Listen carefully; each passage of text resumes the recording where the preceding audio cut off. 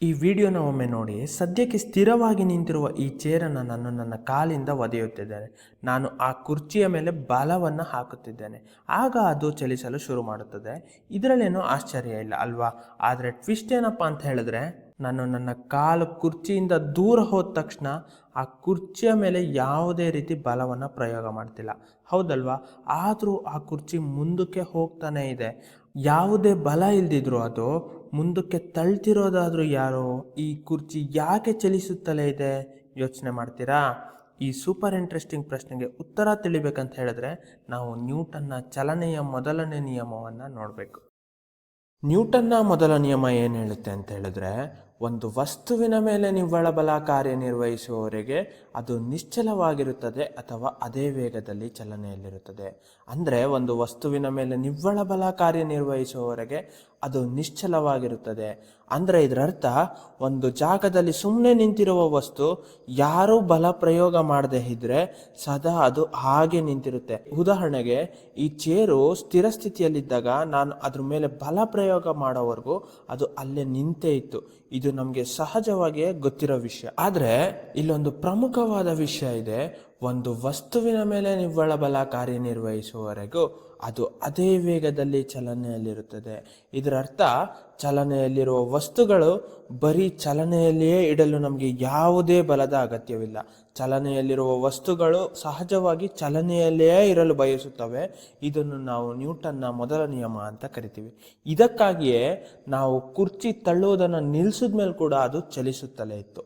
ಹಾಗಾದ್ರೆ ಆ ಕುರ್ಚಿ ಯಾಕೆ ನಿಂತು ಹೋಯ್ತು? ಹಾಗಾದ್ರೆ ಕೊನೆಯಲ್ಲಿ ಅದು ನಿಂತು ಹೋಗಿದ್ದು ಯಾಕಂತ ಹೇಳಿದ್ರೆ, ಅದರ ಚಲನೆಯ ವಿರುದ್ಧವಾಗಿ ಹಿಮ್ಮುಖ ದಿಕ್ಕಿನಲ್ಲಿ ಆಪೋಸಿಟ್ ಡೈರೆಕ್ಷನ್ ಅಲ್ಲಿ ಘರ್ಷಣಾ ಬಲ ಅನ್ನೋದು ಕೆಲಸ ಮಾಡ್ತದೆ. ಒಂದು ವೇಳೆ ಅಲ್ಲಿ ಯಾವುದೇ ಘರ್ಷಣಾ ಬಲ ಅನ್ನೋದು ಇಲ್ಲದೆ ಇದ್ದಿದ್ರೆ ಆ ಕುರ್ಚಿ ಎಂದಿಗೂ ನಿಲ್ಲದೆ ಸದಾ ಕಾಲ ಚಲಿಸುತ್ತಲೇ ಇರುತ್ತಿದ್ದು. ಆದ್ರಿಂದ ಕುರ್ಚಿಯನ್ನು ನಿಲ್ಲಿಸಿದ್ದು ಇದೇ ಘರ್ಷಣಾ ಬಲ ಅಂತ ಹೇಳ್ಬೋದು. ಹಾಗಾದ್ರೆ ಅಸಲಿಯಾಗಿ ಬಲದ ಕೆಲಸ ಆದ್ರೂ ಏನು? ಚಲನೆಯನ್ನು ಪ್ರಾರಂಭಿಸಲು ಅಥವಾ ನಿಲ್ಲಿಸುವುದಕ್ಕೆ ಅಥವಾ ಅದರ ವೇಗ ಅಥವಾ ದಿಕ್ಕನ್ನು ಬದಲಾಯಿಸಲು ನಿವ್ವಳ ಬಲದ ಅಗತ್ಯವಿದೆ ಅಂತ ಹೇಳಿದ್ರೆ ಇದರ ಅರ್ಥ ಇಷ್ಟೇ. ಒಂದು ವಸ್ತು ಚಲಿಸಲು ಶುರು ಮಾಡಬೇಕು ಅಂತ ಹೇಳಿದ್ರೆ ನಾವು ಅದಕ್ಕೆ ಬಲ ಅನ್ನೋದು ಕೊಡಬೇಕು. ಅಥವಾ ಚಲಿಸುತ್ತಿರುವ ವಸ್ತು ನಿಲ್ಬೇಕು ಅಂತ ಹೇಳಿದ್ರೆ ಅದಕ್ಕೂ ಕೂಡ ನಾವು ಬಲ ಅನ್ನೋದು ಕೊಡಬೇಕು. ಹಾಗೆಯೇ ಒಂದು ವಸ್ತುವಿನ ಚಲನೆಯ ದಿಕ್ಕನ್ನು ಬದಲಾಯಿಸಲು ಅಥವಾ ಅದರ ವೇಗವನ್ನು ಹೆಚ್ಚು ಅಥವಾ ಕಡಿಮೆ ಮಾಡಲು ಕೂಡ ನಮಗೆ ಬಲ ಬೇಕು. ಸರಳವಾಗಿ ಹೇಳಬೇಕಂತ ಹೇಳಿದ್ರೆ, ಈ ಒಂದು ವಸ್ತುವಿನ ವೇಗವರ್ಧನೆಗೊಳಿಸಲು ನಮಗೆ ನಿವ್ವಳ ಬಲದ ಅಗತ್ಯವಿದೆ ಅಂತ ಹೇಳ್ಬೋದು. ಒಂದೇ ವೇಗದಲ್ಲಿ ಚಲಿಸುತ್ತಿರುವ ವಸ್ತುವನ್ನು ಹಾಗೆಯೇ ಚಲಿಸಲು ನಿವ್ವಳ ಬಲ ಬೇಕಾಗೋದಿಲ್ಲ.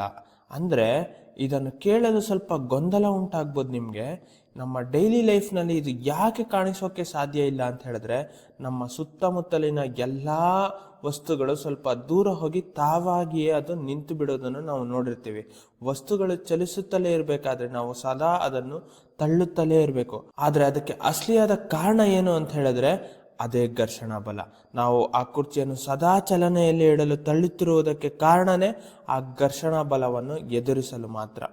ಒಂದ್ ವೇಳೆ ಜಗತ್ತಿನಲ್ಲಿ ಘರ್ಷಣೆಯೇ ಇಲ್ಲದೆ ಇದ್ದಿದ್ರೆ ವಸ್ತುಗಳನ್ನು ಚಲನೆಯಲ್ಲಿಡಲು ಯಾವುದೇ ಬಲದ ಅಗತ್ಯನೇ ಇರ್ತಿರ್ಲಿಲ್ಲ.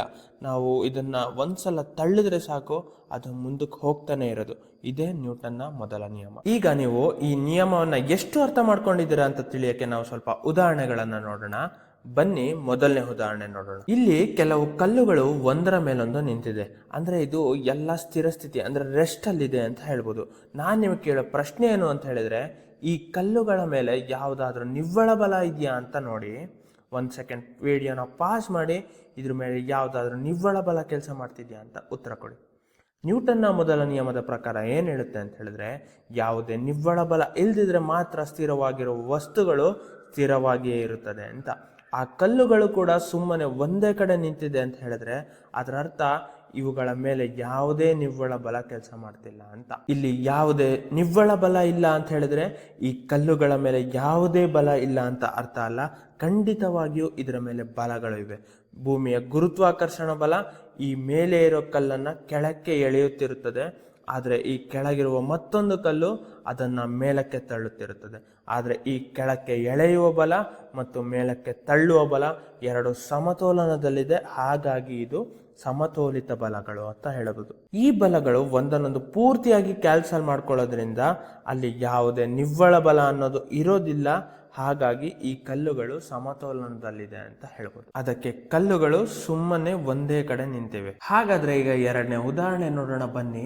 ಒಂದು ವಿಮಾನವು ಬಲಗಡೆಗೆ ಒಂದೇ ಸಮನಾದ ವೇಗದಲ್ಲಿ ಹಾರುತ್ತಿದೆ ಅಂತ ಹೇಳಿದ್ರೆ, ಹಾಗಾದ್ರೆ ಈ ವಿಮಾನದ ಮೇಲೆ ಯಾವುದಾದ್ರೂ ನಿವ್ವಳ ಬಲ ಕೆಲಸ ಮಾಡ್ತಿದ್ಯಾ ಅಂತ ನೀವು ಈ ವಿಡಿಯೋನ ಪಾಸ್ ಮಾಡಿ ಒಮ್ಮೆ ಯೋಚನೆ ಮಾಡಿ. ಸಾಮಾನ್ಯವಾಗಿ ನಮ್ಮ ಮೊದಲನೇ ಆಲೋಚನೆ ಏನಾಗಿರುತ್ತೆ ಅಂತ ಹೇಳಿದ್ರೆ, ಹೌದು, ವಿಮಾನ ಮುಂದಕ್ಕೆ ಹೋಗುತ್ತಿದೆ ಅಂತ ಹೇಳಿದ್ರೆ ಖಂಡಿತವಾಗಿ ಯಾವುದೋ ಒಂದು ಬಲ ಅದನ್ನು ಮುಂದಕ್ಕೆ ತಳ್ತಿರ್ಬೇಕು ಅಲ್ವಾ? ಆದ್ರೆ ನ್ಯೂಟನ್ನ ಮೊದಲ ನಿಯಮ ಏನ್ ಹೇಳುತ್ತೆ? ಚಲಿಸುತ್ತಿರುವ ವಸ್ತುಗಳು ಸಹಜವಾಗಿಯೇ ತಮ್ಮ ಚಲನೆಯಲ್ಲೂ ಮುಂದುವರಿಯುತ್ತದೆ.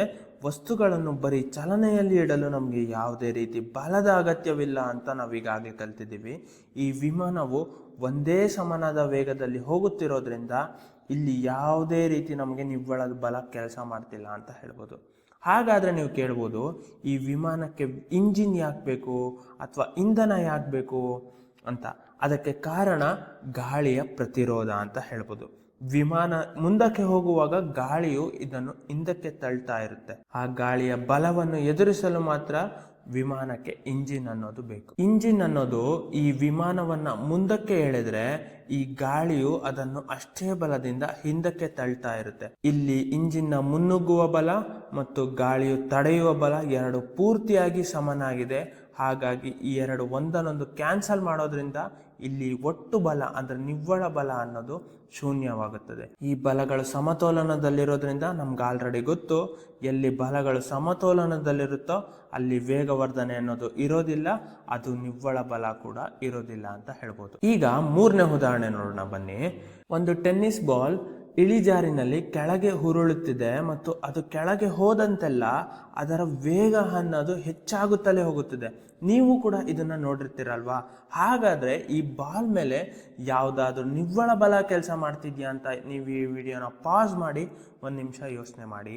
ಈ ಬಾರಿ ಇಲ್ಲಿ ಸೂಕ್ಷ್ಮವಾಗಿ ಗಮನಿಸಿದ್ರೆ ಬಾಲ್ನ ವೇಗ ಅನ್ನೋದು ಹೆಚ್ಚಾಗುತ್ತಲೇ ಹೋಗುತ್ತಿದೆ ಅಲ್ವಾ? ಅಂದ್ರೆ ಇಲ್ಲಿ ಏಕರೂಪ ಚಲನೆ ಇಲ್ಲ, ಅಲ್ಲಿ ವೇಗವರ್ಧನೆ ಉಂಟಾಗ್ತಿದೆ. ನ್ಯೂಟನ್ನ ಮೊದಲ ನಿಯಮದ ಪ್ರಕಾರ ಏನ್ ಹೇಳುತ್ತೆ?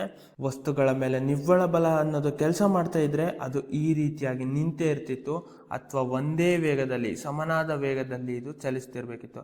ಆದ್ರೆ ಇಲ್ಲಿ ಬಾಲ್ ಅನ್ನೋದು ವೇಗವಾಗಿ ಓಡುತ್ತಿದೆ, ಅಂದ್ರೆ ಇಲ್ಲಿ ವೇಗವರ್ಧನೆ ಅನ್ನೋದು ಉಂಟಾಗುತ್ತಿದೆ. ನಮಗ್ ಗೊತ್ತು, ಒಂದು ವಸ್ತು ವೇಗವರ್ಧನೆ ಆಗುತ್ತಿದೆ ಅಂತ ಹೇಳಿದ್ರೆ ಅದ್ರ ಮೇಲೆ ಖಂಡಿತವಾಗಿಯೂ ಒಂದು ಬಲ ಕೆಲಸ ಮಾಡುತ್ತಲೇ ಇರಬೇಕು. ಯಾಕಂತ ಹೇಳಿದ್ರೆ ಒಂದು ನಿವ್ವಳ ಬಲ ಮಾತ್ರ ವಸ್ತುವಿನ ವೇಗವನ್ನು ಹೆಚ್ಚಿಸಬಹುದು ಅಂತ ನಾವೀಗ ಆಲ್ರೆಡಿ ಗೊತ್ತಿದೆ. ಆದ್ರಿಂದ ಈ ಟೆನ್ನಿಸ್ ಬಾಲ್ ಮೇಲೆ ಯಾವುದೋ ಒಂದು ನಿವ್ವಳ ಬಲ ಕೆಲಸ ಮಾಡ್ತಿದೆ ಅಂತ ಹೇಳ್ಬೋದು. ಇನ್ನೊಂದು ಮಾತುಗಳಲ್ಲಿ ಹೇಳ್ಬೇಕಂತ ಹೇಳಿದ್ರೆ ಇಲ್ಲಿ ಕೆಲಸ ಮಾಡುತ್ತಿರೋ ಬಲಗಳು ಅಸಮತೋಲನ ಬಲಗಳು ಅಂತ ಹೇಳ್ಬೋದು. ಇಲ್ಲಿ ಯಾವುದೋ ಬಲ ಬ್ಯಾಲೆನ್ಸ್ ಆಗದೆ ಹೆಚ್ಚಾಗಿ ಉಳಿದಿದೆ ಮತ್ತು ಅದೇ ಬಲ ಬಾಲನ್ನು ವೇಗವಾಗಿ ಹೆಚ್ಚಿಸುತ್ತಿದೆ. ಒಂದ್ ವೇಳೆ ಇಲ್ಲಿ ಬಲಗಳು ಬ್ಯಾಲೆನ್ಸ್ ಆಗಿದ್ರೆ ಈ ಬಾಲ್ನ ವೇಗ ಹೆಚ್ಚಾಗುತ್ತಿರಲಿಲ್ಲ, ಅದು ಒಂದು ನಿಂತಿರ್ತಿತ್ತು ಅಥವಾ ಒಂದೇ ಸಮನಾದ ವೇಗದಲ್ಲಿ ಉರುಳುತ್ತಿತ್ತು.